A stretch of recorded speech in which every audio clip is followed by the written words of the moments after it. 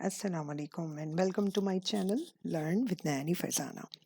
آج 9th class SSC 1 خان board کے ماڈل پیپر کے ساتھ یہ ویڈیو حاضر ہے. جو بچے 2026 میں یعنی 2026 میں پیپر دینے والے ہیں، اردو کا کیونکہ سلیبس چینج ہوئے ہیں، 9th کے کچھ سلیبس ریوائز ہوئے ہیں، تو اس کا ماڈل پیپر ہم لوگ آج سالو کرنے والے ہیں، اسٹیپ بائی اسٹیپ کریں گے. تو آج کی ویڈیو میں ہم حصہ نثر کو کور کر رہے ہیں. چلے اسٹارٹ کرتے ہیں. بسم اللہ الرحمن الرحیم. پہلا ہمارے پاس سوال جو ہے وہ حصہ نثر سے ہے. اس کے کل نمبر 7 ہیں اور یہ 3 حصوں میں ڈیوائڈ کیا گیا ہے، یعنی الف ب ج. پہلا سوال آپ سے پوچھ رہا ہے، اردو صنف ادب سیرت نگاری کی تعریف بیان کرتے ہوئے اپنی درسی کتاب سے سیرت نگاری سے تعلق رکھنے والے سبق کا عنوان تحریر کریں. 2 مارکس ہیں. تو پہلے آپ کو تعریف بیان کرنی ہے اور دوسرا آپ کو بتانا ہے کہ کون سا سبق ہماری بک میں سیرت نگاری سے تعلق رکھتا ہے. ٹھیک ہے.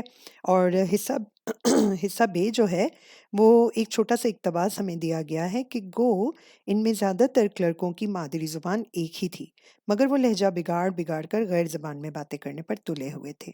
اس کی وجہ وہ تمانیت نہ تھی جو کسی غیر زبان پر قدرت حاصل ہونے پر اس میں باتیں کرنے پر اکساتی ہے، مگر یہ کہ انہیں دفتر میں دن بھر اپنے افسروں سے اسی غیر زبان میں بولنا پڑتا تھا اور وہ باہم بات چیت کر کے اس کی مشق باہم پہنچا رہے تھے.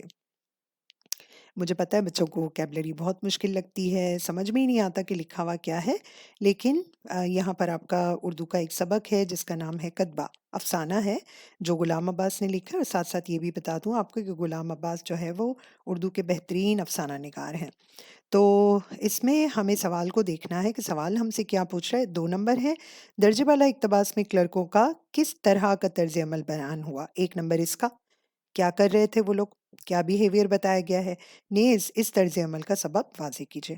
وہ کیا کر رہے تھے اور کیوں کر رہے تھے. یہ 2 سوال کے جوابات ہمیں دینے ہیں. آ جائے دیکھتے ہیں. تو سوال نمبر 1، اسلامی تناظر میں سیرت نگاری کا سب سے اہم اور بنیادی مفہوم نبی کریم صلی اللہ علیہ وآلہ وسلم کی حیات مبارکہ کو بیان کرنا ہے. یعنی سیرت نگاری بیسیکلی نبی کریم صلی اللہ علیہ وآلہ وسلم کی زندگی کے حالات ہیں. آپ چاہیں تو اس کو شارٹ کر کے لکھ سکتے ہیں، چاہیں تو اس کو تھوڑا سا ڈیٹیل میں لکھیں.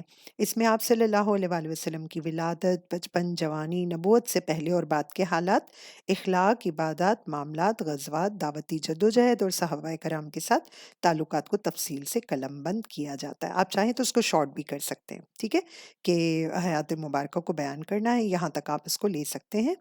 اور سبق کا عنوان ہے اخلاق حسنہ صلی اللہ علیہ وآلہ وسلم، جو آپ کی بک میں موجود ہے. یہ 2 نمبر ہمارے یہاں سے ہو گئے پکے. اب آ جائیں اگلے سوال پہ. اچھا، اب ہمیں بتانا تھا نا کہ کلرکوں کا بیہیویئر ایسا کیا کر رہے تھے وہ لوگ، بتانا ہے بیہیویئر اور کیوں کر رہے تھے. دونوں سوالات کے جوابات اس میں موجود ہیں.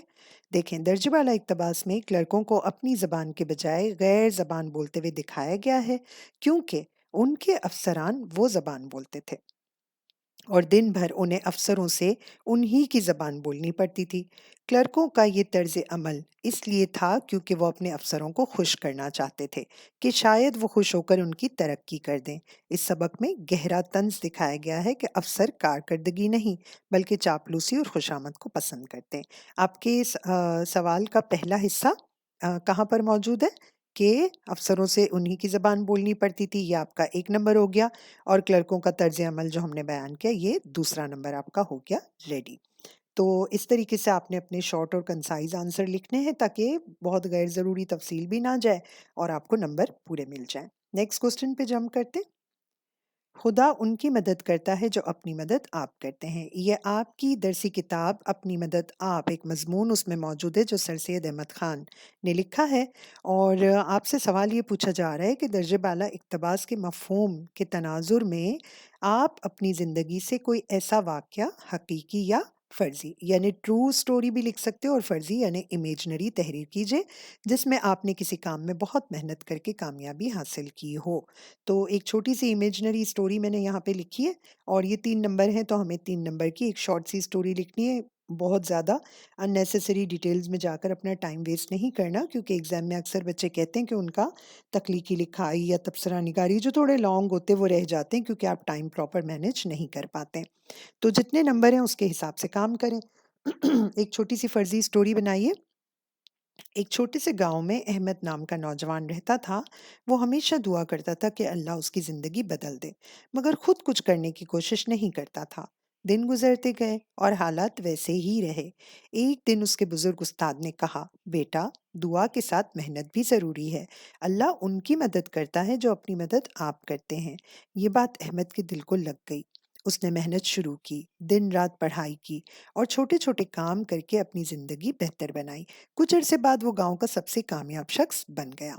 احمد نے سمجھ لیا کہ دعا اور کوشش ساتھ ساتھ چلتی ہیں۔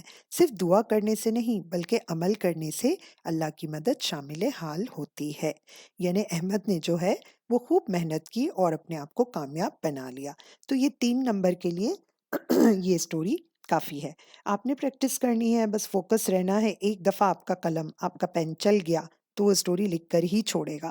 بس آپ نے دھیان دینا ہے، اپنی وکیبلری کو امپروو کرنا ہے اور اپنے املا کی غلطیوں کو درست کرنا ہے، یعنی اپنی سپیلنگ ایررز کو کنٹرول کرنا ہے۔ ٹھیک ہے؟